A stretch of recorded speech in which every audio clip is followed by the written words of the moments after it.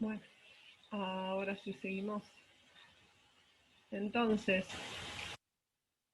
esta idea del espacio como producción social, que yo les digo aparece en los 70, sobre todo con los estudios marxistas, es un poco lo que termina teniéndose incluso recién en el 2016 en la conferencia de la ONU. Por eso digo que este clima de época donde la academia en general, qué tipos de estudios existen y demás, va marcando la agenda, eh, se va armando este clima de época, ¿no? Entonces se empieza a mirar críticamente el rol del Estado, a hacer los estudios sobre la cuestión estatal. Ya en los 80 empiezan a focalizarse los estudios en diferentes casos empíricos, empezar a hacer estudios más específicos.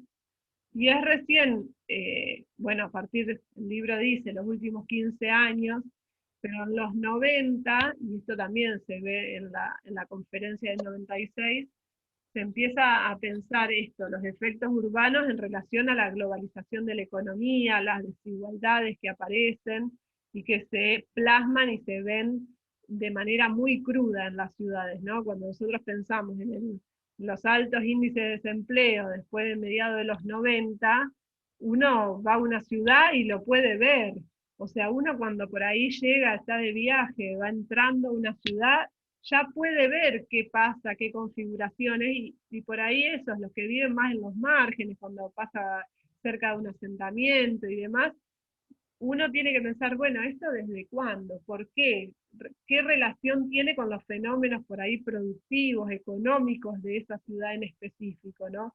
Las ciudades no crecen porque la gente le gusta ir a vivir están muy relacionadas a la cuestión económica, ¿no? Entonces, esto de cómo la economía, la configuración económica y estas desigualdades que empiezan a crecer muy fuertemente en los 90 se reflejan en la segregación espacial, en esto de que unos acceden a los grandes proyectos inmobiliarios modernos de los 90, pensemos en el gran Puerto Madero, en la ciudad de Buenos Aires, tienen su trasfondo y su lado de, bueno, quién lo construyó, están ahí en la Villa 31, ¿no? Eh, porque eso implicó siempre todo lo que tiene que ver con la construcción de vivienda, el desarrollo urbano, implica mano de obra intensiva, ¿sí? No se hace con máquinas así, sino que necesitas mucha gente.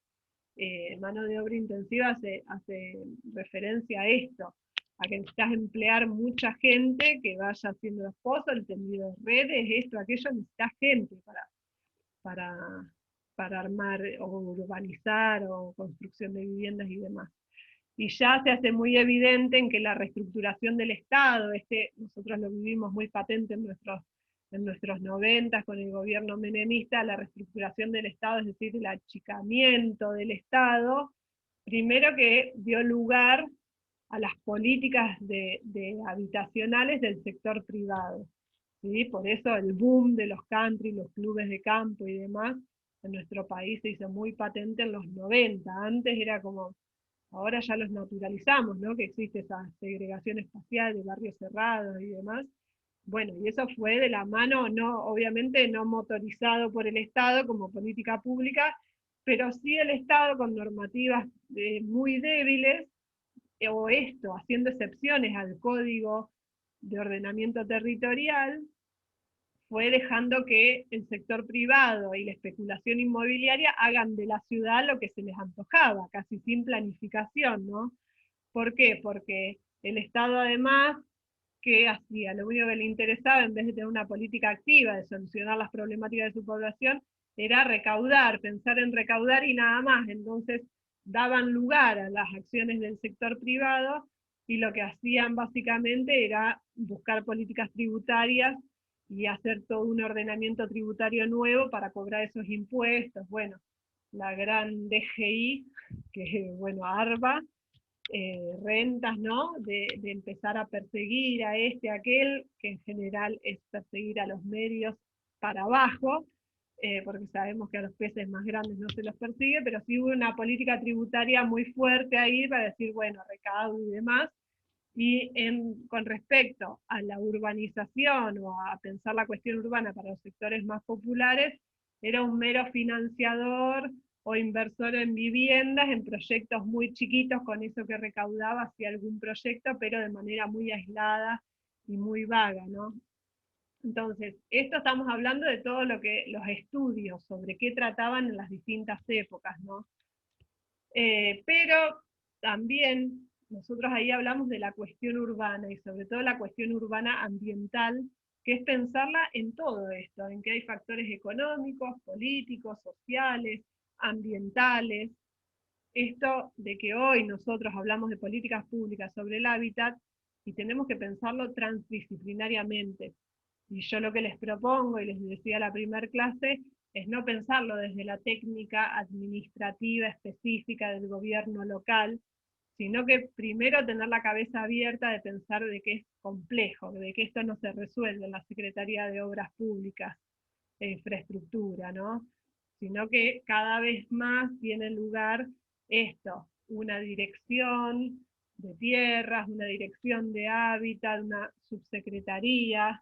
En el gobierno local empieza a tener en el gabinete un rol más preponderante porque ahí se cruzan diferentes factores, ¿no? Para el desarrollo de vivienda, ya no específicamente al sector de la Secretaría de Obras Públicas.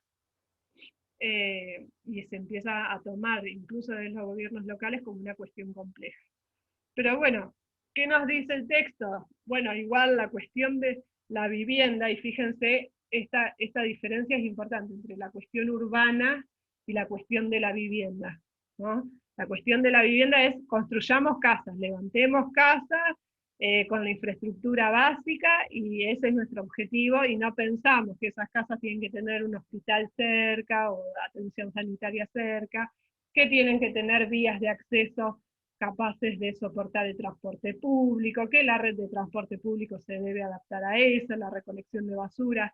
Era muy pensada como la cuestión de la vivienda, y eso tuvo lugar en una agenda durante casi todo el siglo XX, ¿no? Pensar en el déficit habitacional. Hacen falta casas, no importa cómo, si son calurosas, de cartón, si no tienen después bondi que llegue hasta ahí, si la ambulancia no puede entrar porque no tiene una calle de acceso habilitada. Entonces, todas esas cuestiones por ahí antes no se les prestaba atención, y hoy son básicas, digamos, para pensar un proyecto de desarrollo de vivienda. Entonces, desde finales del siglo XIX, la vivienda era pensada esto, como una mercancía, y la vivienda social para cierto sector más excluido, y obviamente no había los niveles de exclusión social que tenemos hoy. Luego, con el estado de bienestar, aparece esta idea que íbamos a mencionar al principio con Elda, de la vivienda como el derecho del trabajador, ¿sí? El estado de bienestar, un modelo productivo intensivo, el desarrollo de la industria nacional, una cantidad mucho mayor de trabajadores en la industria que pueden llegar a acceder ahora a nuevos derechos, ¿no? Que no se pensaban para el peón rural. Aparte, la pobreza rural frente a la pobreza de la ciudad es muy diferente. Entonces, nosotros tuvimos en el 49 este derecho a la vivienda de los trabajadores, que después se modificó con una modificación a la Constitución que borró muchos de los derechos que se habían adquirido con la Constitución del 49. Entonces, ya después en el periodo del desarrollismo aparece más esto del problema del déficit habitacional, ¿no? Los sectores urbanos más pobres que no pueden acceder, o sea, las familias se mudaban al cordón de la urbe, iban a trabajar a la ciudad, volvían, pero iban a vivir en ese rancho precario, parecía de por vida, por más de que tenían acceso al trabajo. Entonces, queda ya muy claramente que no era fácil incluirlos en las ciudades, o sea, quedaban en las márgenes y en condiciones muy precarias, y como cada vez con menos derechos al trabajo y demás, empiezan las dictaduras en nuestro país, y es casi como imposible, y la problemática de decir cómo vamos a incorporar a todos esos sectores a vivir en la ciudad, ¿no? Y ya con el neoliberalismo de mediados de los 70 al 2000, hay una debilidad de las políticas, esta reestructuración del Estado, el Estado que se corre, y esta debilidad de regular el tema del hábitat, de la vivienda y demás, va a empeorar todavía más la situación e incluso empezar a poner en riesgo la cuestión ambiental, ¿no? Y habitacional para el acceso de los sectores más pobres de la sociedad. O sea, queda ya la cuestión de la vivienda muy castigada después del neoliberalismo, ¿sí? Entonces, si nosotros hoy decimos que hay un déficit habitacional, imagínense que se habla de déficit habitacional en nuestro país desde finales del siglo XIX, cuando llegaban los inmigrantes a Buenos Aires a tratar de trabajar, tenían por ahí trabajo, pero no tenían dónde vivir, y ahí, bueno, vamos a ver la clase que viene ya, la ley de Enfiteusis, el tema del acceso a la tierra, cuando le daban a los migrantes un pedazo de tierra para que vayan y colonicen en Entre Ríos, en Corrientes, para que salgan de la ciudad de Buenos Aires, o en la ciudad de Buenos Aires lo que ha sido el gran conflicto de los inquilinos y las residencias para inmigrantes. Cuando llegó toda esa ola de inmigrantes en 1880, 1890, ya ahí había una problemática de déficit habitacional. Cómo todo eso se fue arrastrando y hoy ya no tengo los números a mano, pero hablamos de un déficit habitacional gigante, lo que habíamos visto la otra vez en, en el informe de techo, ¿no? No solo de acceso a la vivienda, sino de barrios, asentamientos y villas donde no están dadas las condiciones dignas para vivir, ¿no? El mejoramiento de vivienda. Bueno, entonces les decía, ya ahora nos vamos a meter un poco a pensar esto y yo los invito a que escuchen y vean qué tema por ahí les llama más la atención, empiecen a pensar por ahí con sus grupos que están acostumbrados a trabajar, eh, y nos metemos de lleno en este taller de las transformaciones urbanas, ambientales y políticas públicas que se hizo en el 2010 en la UBA, bueno, desde el área de estudios urbanos del Instituto Gino Germani, que es el Instituto de Investigaciones Sociales de la Facultad de Ciencias Sociales de la UBA. Y bueno, ahí nos empieza a contar rápidamente el prólogo algunas cuestiones. Estaba organizado en 4 mesas y bueno, dentro de cada mesa se iban sumando diferentes estudios de casos fundamentalmente que problematizan las diferentes teorías. Entonces la primera mesa era sobre los instrumentos de gestión del hábitat popular. Y ahí cuando pensamos en la gestión del hábitat, nos aparece todo esto, ¿no? Obras públicas e infraestructura, el tema educativo, el transporte y la transitabilidad de la ciudad. Entonces, específicamente trataba sobre las formas en que el Estado interviene para el acceso a la vivienda, el acceso al suelo urbano, esto que mencionábamos, ¿no? ¿Dónde se hace? Si hay guita de nación para el desarrollo de un programa de vivienda, y el municipio dice, bueno, ¿y dónde lo pongo si no tengo tierra? Si no tengo lugar donde haya ya infraestructura o que esté próximo, habitable, a poder extender los servicios básicos. Entonces, el problema del acceso al suelo urbano, y cuando decimos suelo urbano, es esto. No sé, por ahí ya lo han escuchado, estos proyectos de lotes con servicios. En Zárate le gusta mucho a Osvaldo hablar de lotes con servicios, los proyectos, pero cuando hablamos de suelo urbano es eso, suelo capaz de tener todos los servicios públicos básicos de infraestructura, la conexión a la red cloacal, los pluviales, poder tener un buen desagote, estar cercano a una red de gas, hay que posibilitar el tendido de red, porque uno dice, hago un barrio nuevo, ay sí, bueno, Edén va a llevar los cables para allá, y claro, después te das cuenta que Edén necesita invertir un gran transformador para triplicar la capacidad de su energía. O sea, todo va siendo muy complejo después, ¿no? Entonces, esta mesa específica trataba sobre cómo interviene el Estado en el tema del acceso a la vivienda y el acceso a suelo urbano para sectores de bajos ingresos, ¿no? Entonces, una de las investigaciones hablaba de la falta de producción de suelo urbano, de cómo por ahí se lanzaban iniciativas de un programa de vivienda y no esta financiación o esta inversión en la producción de suelo urbano, que es un poco el crecimiento desparramado de nuestras ciudades, Zárate por ahí hacia el este, Campana hacia el sur, ¿no? Hacia el lado de la Ruta 4, Cardales y demás, con Exaltación de la Cruz, que es, que es para donde tenemos para crecer en estas ciudades, porque nosotros estamos a la vera del río y ahí tenemos una frontera natural que no permite que crezcamos para cualquier lado, ¿no? Después tenemos la ubicación de las industrias en Campana muy claramente a los costaditos del casco céntrico, contra la vera del río, entonces no hay muchos lugares. Entonces, eh, para poder implementar un programa de viviendas cuando llega la plata, cuando están las condiciones macroeconómicas del país, hay que tener suelo urbano. Entonces, che, te voy a dar para que construyas 300 casas y le des laburo a 10.000 personas.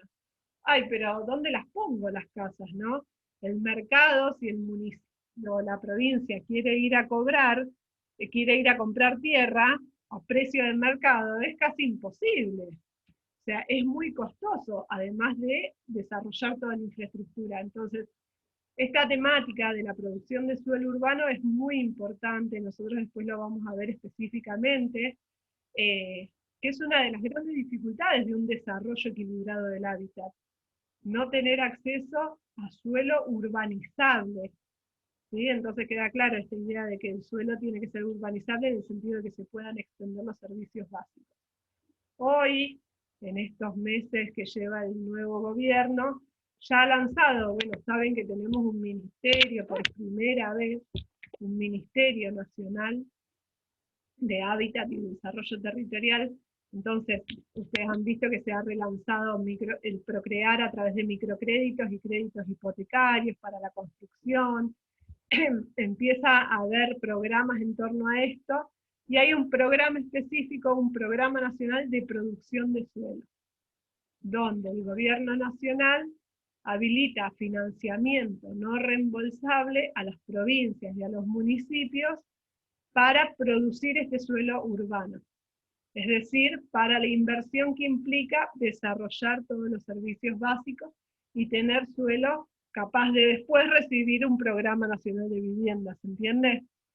De hecho, con el Procrear del último gobierno de Cristina, hubo una rama específica, y por ejemplo yo vivo en Los Pioneros, le dije, hubo un desarrollo de 150 lotes que eran de suelo urbano. Nunca se llegó a hacer esa red de extender el agua, o sea, es un barrio que no tenemos agua potable, que no tenemos tendido de red de gas, que no tenemos cloacas, pero sin embargo estaba considerada y después por los vaivenes de la política no se llega a concretar, porque son políticas a mediano y largo plazo. Entonces, esos 2, 3 años de Procrear no llegó a posibilitar realmente esa inversión en el suelo urbano, por ejemplo, de Los Pioneros.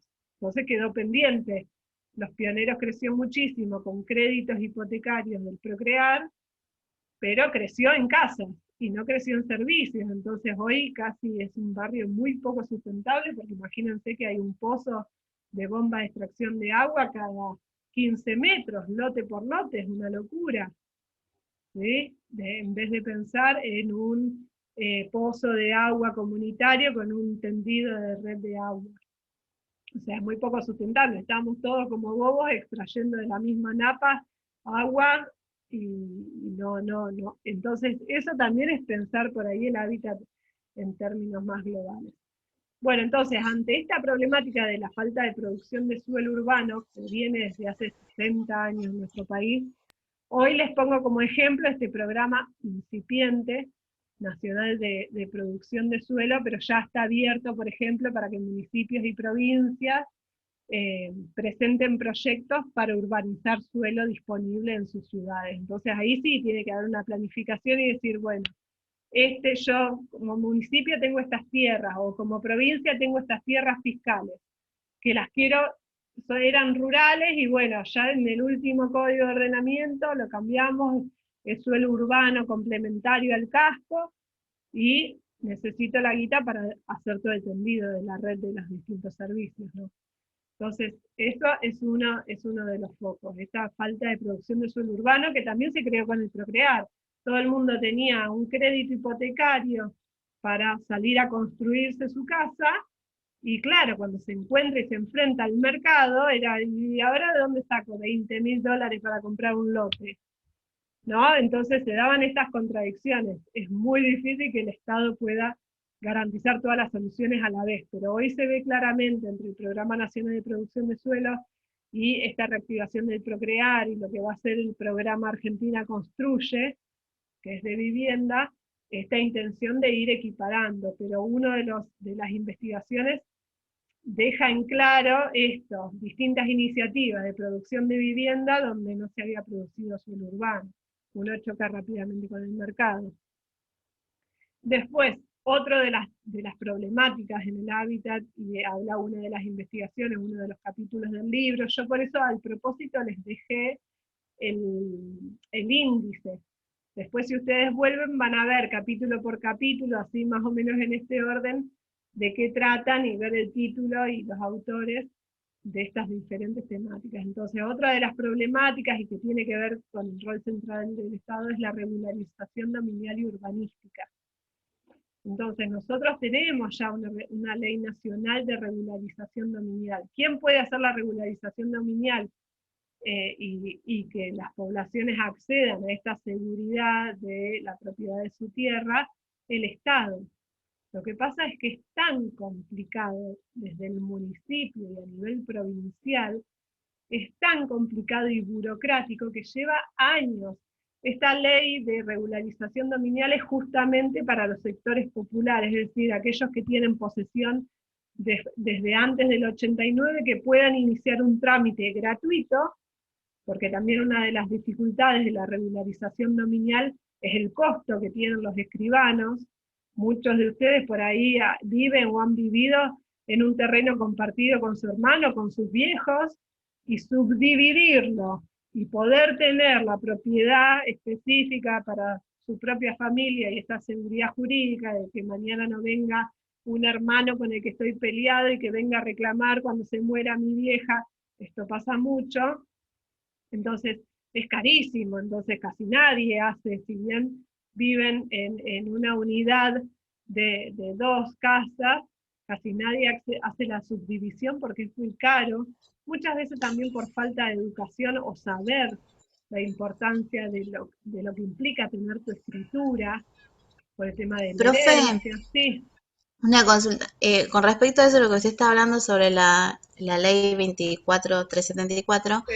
también al tener esto del tema de la urbanización y al estar lejos, por todos los requisitos que se piden para hacer una escrituración, es complicado porque lo único que por ahí tiene la persona que trabaja, vive en el Pionero, por ejemplo, es la luz. Nada más. Y a veces del mismo, o sea, del registro de la propiedad de La Plata, te pide un montón de documentación en la cual la persona se le complica un montón, porque yo trabajo en Casa Tierra y Ah, por eso sé mucho con respecto al tema bueno, de Elsa, nos regularización. podés dar cátedra sobre esto de la ley 24374.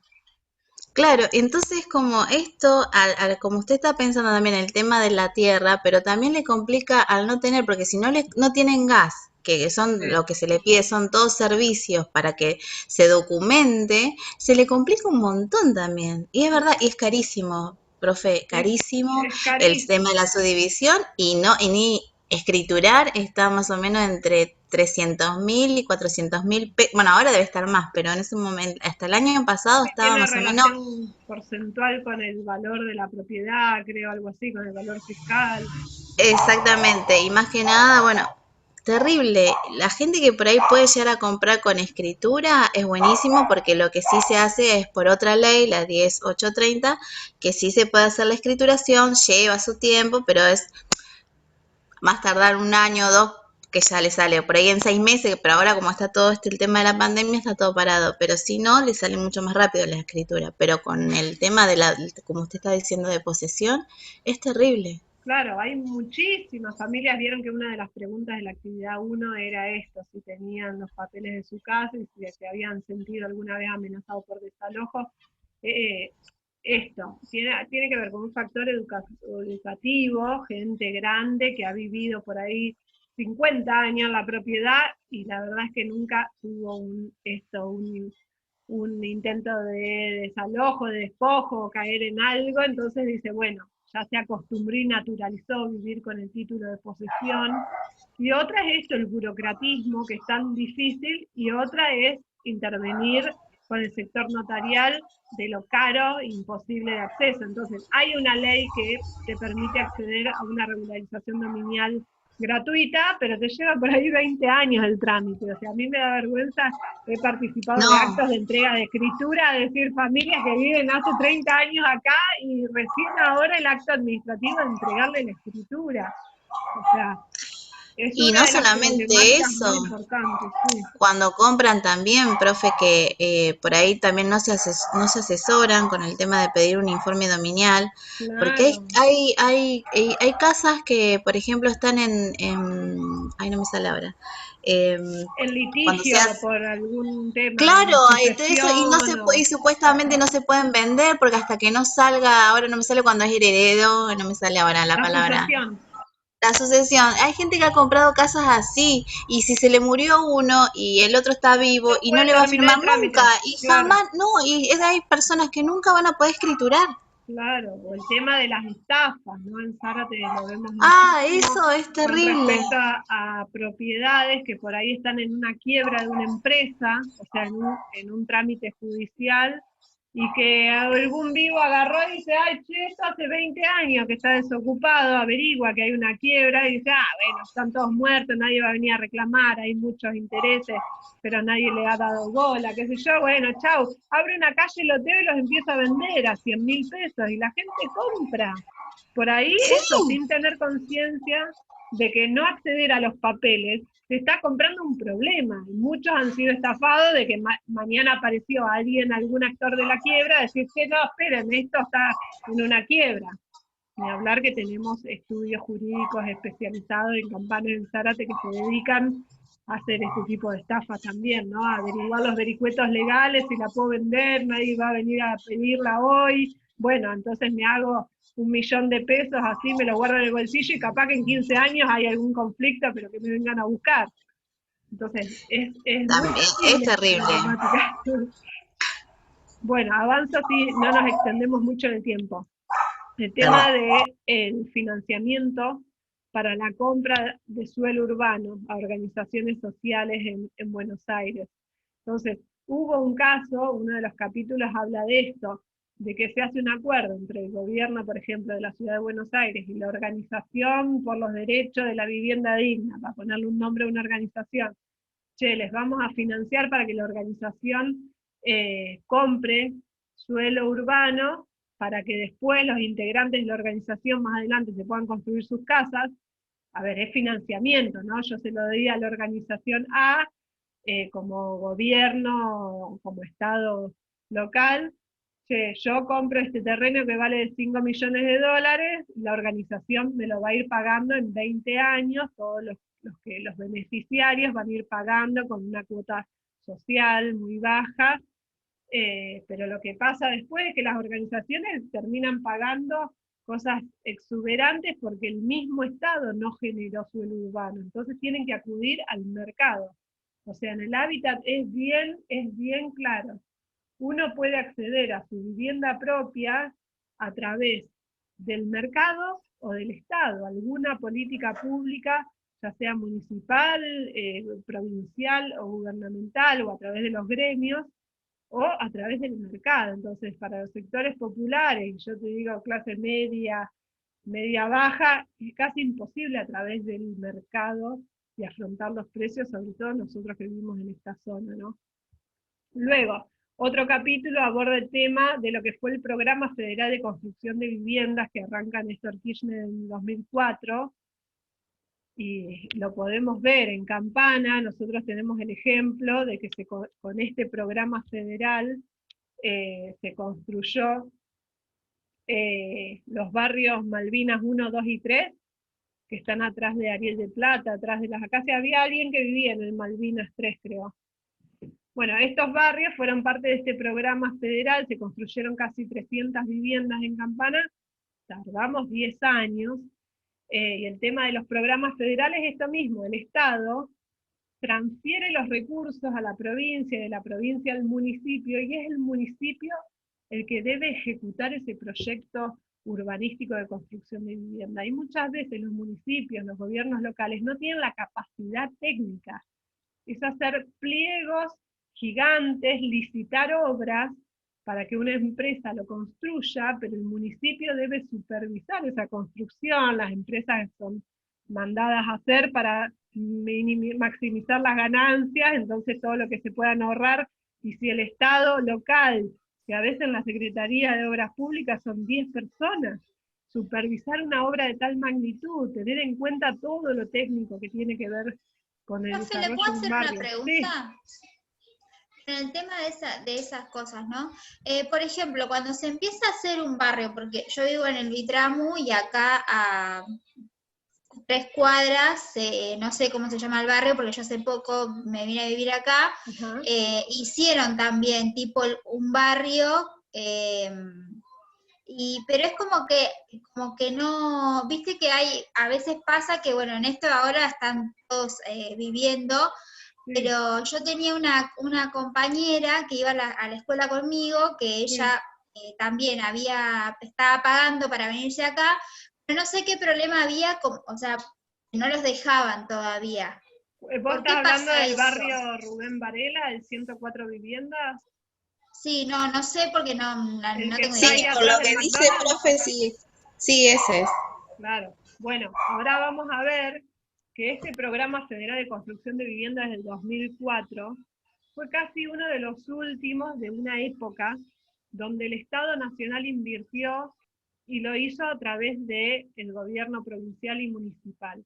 Hoy los desarrollos de construcción de viviendas o mejoramiento de viviendas ya empezaron a involucrar más actores. Siempre se busca que haya una organización que puede ser gremial, en este caso ahí estaba involucrada la UOM, o estoy diciendo mal, en el plan de 104 viviendas, o no me acuerdo qué organización, vino el cambio de gobierno, el municipio de Abela lo quiso continuar, pero creo que la UOM se retiró, entonces faltaban fondos, Abela gestionó con la dirección provincial, consiguió los fondos y ahí se unió el movimiento Evita o la CETEP, que puso la mano de obra, entonces a través de el salario social que recibían los cooperativistas de la CETEP, del movimiento Evita, más un plus, pusieron la mano de obra, entonces hubo una conjunción de actores y lo terminaron.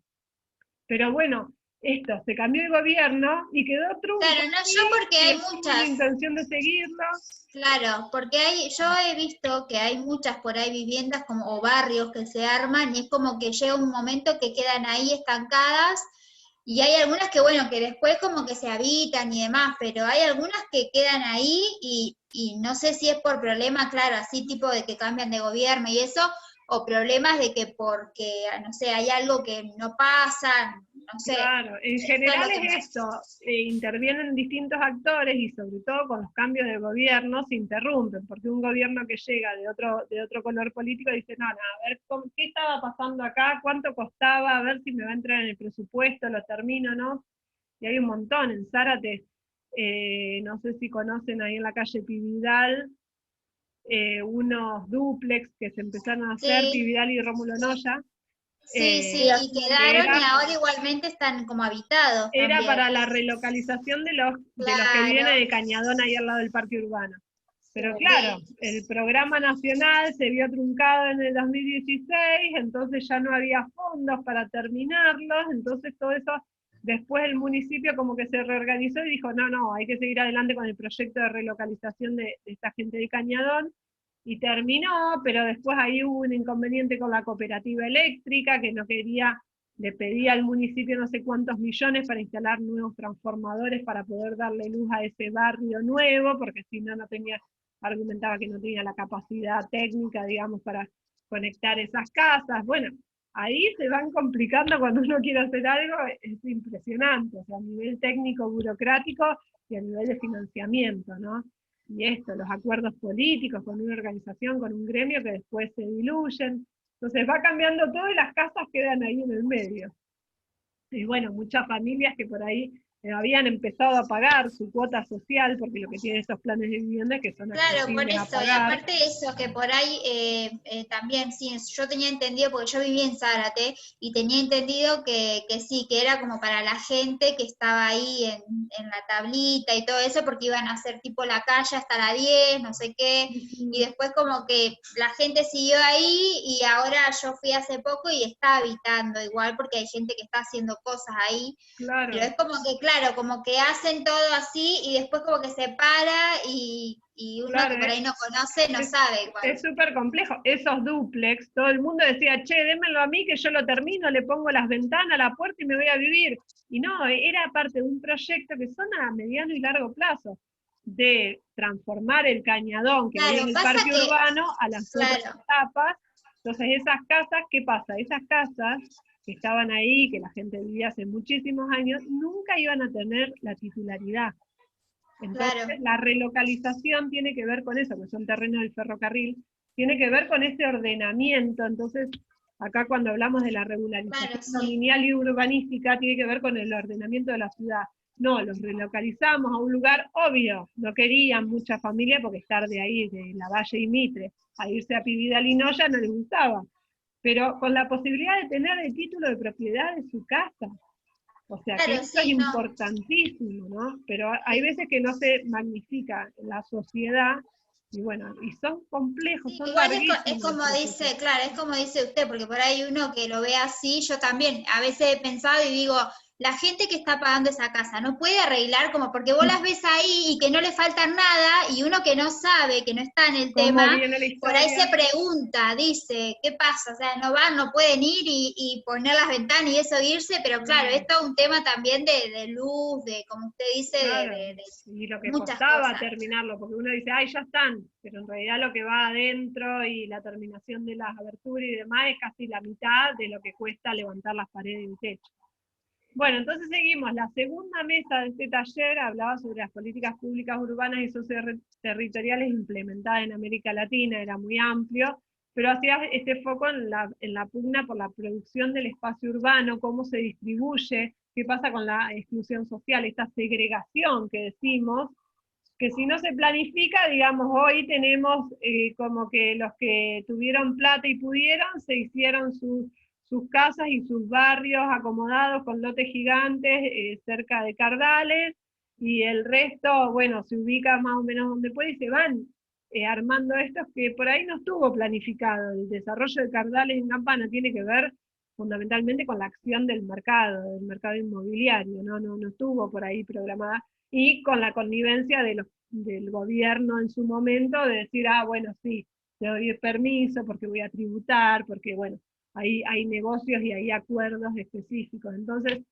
en tema de la pugna por la producción del espacio urbano aparece esto, las formas asociativas, organizaciones que se crean para llevar adelante un proyecto de un barrio y que muchas veces empiezan como sí, con mucha participación y después esa participación social se va diluyendo y bueno, es como el interés individual en tener mi casa y terminan formándose guetos urbanos porque nadie quiere invertir en mejorar la plaza y bueno, no vamos a pelear porque llegue el bondi hasta acá, entonces sálvese quien pueda, y las cooperativas de vivienda, organizaciones sociales, muchas terminan en este fracaso de quedar vacíos.